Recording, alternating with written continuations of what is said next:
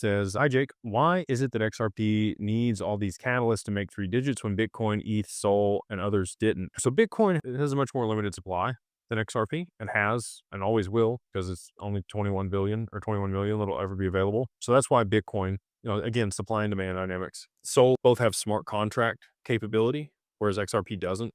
We might end up getting hooks migrated to the mainnet where it has lightweight smart contracts like XLM. XLM, you also haven't seen a huge price rise in that, even though they've implemented Soroban smart contracts. There's been a bunch of other things that have tied up those tokens that limit the supply. And now we have that same dynamic playing out for XRP with the spot ETFs that have launched. You've got, collateral or capital that's being held for the commodities trading.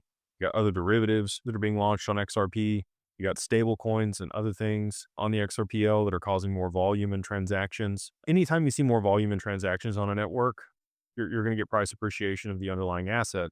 And so, Solana and Ethereum, because of the smart contract capability they had on those networks, NFTs were huge on those networks. We really didn't get a whole lot of volume for NFTs on the XRPL and adoption here. And then you've also seen a bunch of other smart contracts developed in Python and Solidity and on Solana that have real world, some real world application. The lending protocols also have, tied up a bunch of the supply. We have XLS66, which will be borrow lend native on the XRPL, which I think will also, cause XRP to be locked up and less be available, and less supply and more demand means higher price.